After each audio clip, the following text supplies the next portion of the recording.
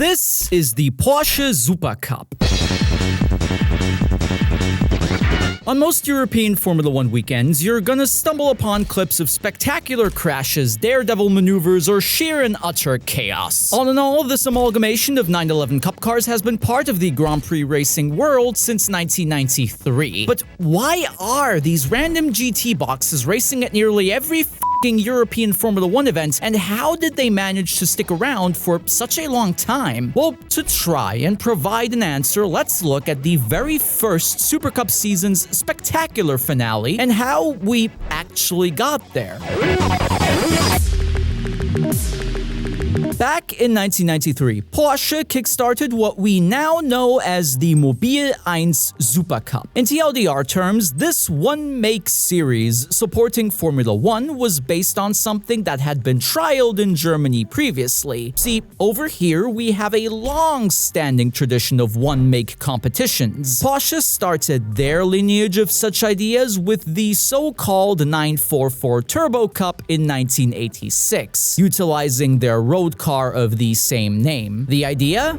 Having wealthy amateurs and racing juniors compete against veterans in equal machinery as close as possible to what you'd find on the streets. Porsche turned the 944 Turbo Cup into its current format in 1990, naming it Porsche Carrera Cup, Germany. Compared to their previous championship, this endeavor was, and still is, built around the 911 series of cars. Veterans and pros remained just as much a part of Carrera Cup as were no-hopers or ridiculously rich amateurs. Teams remained relatively small compared to professional enterprises, the stereotypical image being that of dad and lad type trucks turning up to races rather than fancy motorhomes. Deutschland's action-packed championship served as the blueprint not just for what was to be called the Champions League of Porsche competition, but for the infrastructure that the car manufacturer was to establish. All around the globe, regional championships are held under pretty much the same rule set, with the best of the best taking the next step into the Super Cup. Here, Porsche found a platform to present itself during Grand Prix weekends without having to invest in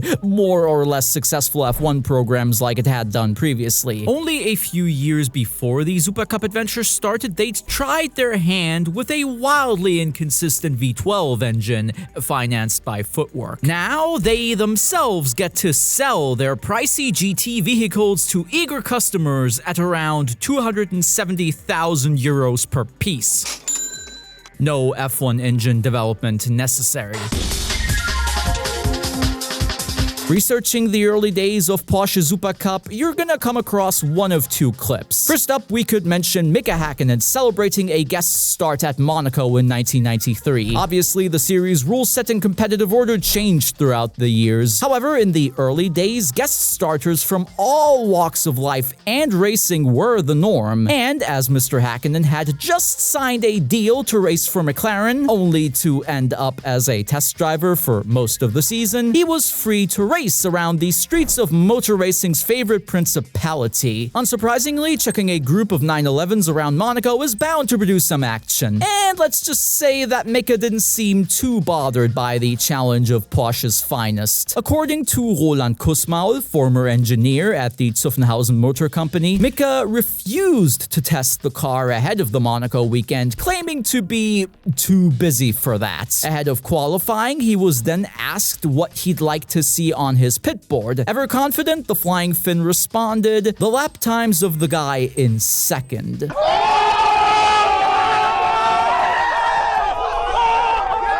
Suffice to say, Häkkinen won the race ahead of Uwe Alzen, future DTM star and Nürburgring ace, with rally legend and guest driver Walter Röhrl in third. Sure, you might assume that's just how good F1 drivers are, and they are, but keep in mind that cup cars, then and now, are tricky to tame. Throwing them around like a formula car is only going to result in frivolous spins, whereas being too soft and timid doesn't get you up to speed either. To this day, Mika Häkkinen remains the only VIP driver to ever win Super Cup races. Over the years, pop stars like Chris Ray or Headaway would join the party, or King Prince Albert II. And even today, you're bound to see Formula One retirees like Timo Glock or Jacques Villeneuve pop up from time to time. The second clip most of you are gonna stumble across is this. A dogfight between Uwe Alzen and Nürburgring rival Alfred Heger. Both had climbed the ladder of German motorsport, with Alzen winning the 1992 Carrera Cup, and where the fierce competition for 93 included the aforementioned guest drivers or regulars like Bruno Eichmann or Harald Gross, the final showdown was to be held between these two representatives of Porsche Koblenz. Despite the F1 support status, DTM at Hockenheim was to serve as the Supercup season finale. Whoever was going to finish ahead in the duel between these two was to clinch the inaugural Supercup crown. And who better to provide the vocal soundtrack to this fight than German motorsport icon Rainer Braun? Die beiden haben ein solches Tempo angeschlagen, dass schon nach kurzer Zeit eine riesen Lücke klaffte zwischen ihnen und den Verfolgern. Und das war eigentlich auch gut so. Denn das hatte man sich so vorgestellt, dass die zwei das wirklich alleine ausfechten, dass sich da keiner reinhängt. Es war der Idealfall, die beiden punktgleichen Titelkandidaten zusammen. Hier musste entscheiden, wer hat die besseren Nerven, wer hat das bessere Konzept, die bessere Taktik.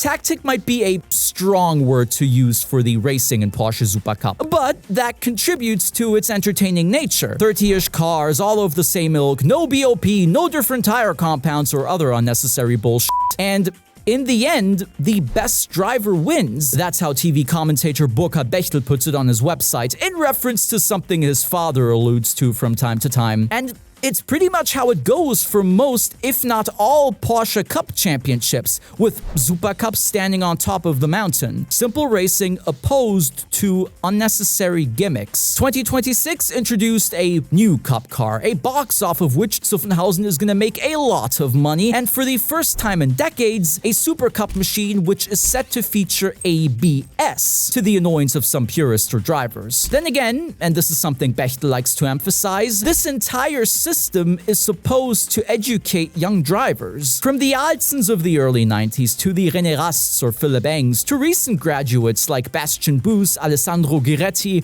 or DTM champion Ayhan Şengüven. This ecosystem is supposed to prepare its drivers for a future in racing, so giving them an opportunity to experiment with and learn about systems such as ABS only makes sense. In an era before dedicated junior programs, Alzen was trying to make his name in the world of Porsche motorsports. He'd continue racing in DTM, becoming one of Germany's most reliable touring car and sports car racers. Alfred Heger, on the other end, was a 35-year-old tin-top veteran with previous DTM experience. His fight wasn't to make it in racing, rather not to lose touch with young up-and-comers like Alzen. In turn, the bangs, chicanes, and long straights of Hockenheim provided the perfect backdrop for a young lion and an old master to duel. Da gibt es den ersten Abkürzer. Alfred Heger hatte Probleme, musste durch die Wiese, droht seinem Freund Alzen und Teamkollegen mit der Faust.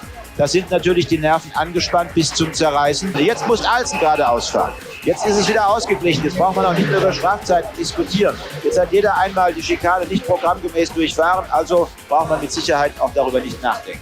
Das Wettbewerbsgerät, der Porsche 911, die Traditionsform des Hauses, 3,6 Liter, 6 Zylinder, 5-Gang-Getriebe, 265, 270 PS etwa. Und wieder ist Alzen im Dreck. Wieder ein Fehler. Was für eine Fahrzeugbeherrschung von Alzen. Eigentlich müsste der sich da längst verabschiedet haben mit diesem Driftwinkel.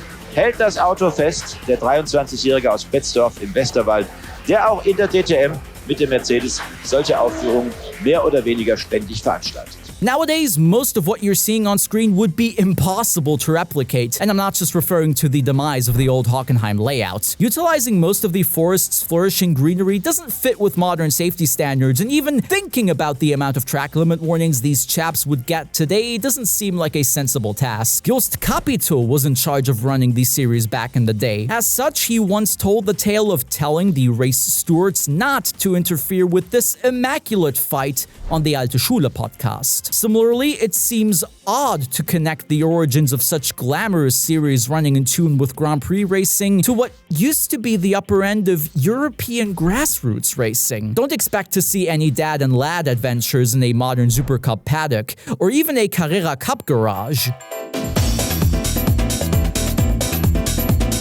And yet, through duels such as Heger versus Alzen and a smart structure within which they occurred, Porsche has been able to keep Supercup running for over 3 decades. It is one of the oldest one-make series on the planet, only toppled in age by the Meisterschaft from which it was born. Generations fighting it out on track remains as much a factor as it did in the infancy of the series. The modern prize tag or pomp associated with the struggling brand might not fit the vibe of these humble roots. Nevertheless, that doesn't mean watching 20-plus cup cars fighting it out corner after corner around classic venues of Formula 1 isn't a treat to fans of the sport, and will continue to be said treat until at least 2030. For comparison, Mr. Capito expected the series to stick around the F1 paddock for 3 years at most. 3. But before I let you go, we've got a race to finish, don't we? Auch hier muss Alzen kräftig gegenlenken, kommt wieder ins Kiesbett, driftet wieder auf die Strecke zurück. Das wird Heger natürlich wieder einen Vorteil bringen. Da hat Alzen Drehzahl verloren. Wieder Alzen durch den Dreck, jetzt gehen ihm natürlich die Nerven durch. Und ein glücklicher Alfred Heger, der die Zielflagge sieht, Gewinner des Porsche Supercups 1993 wird.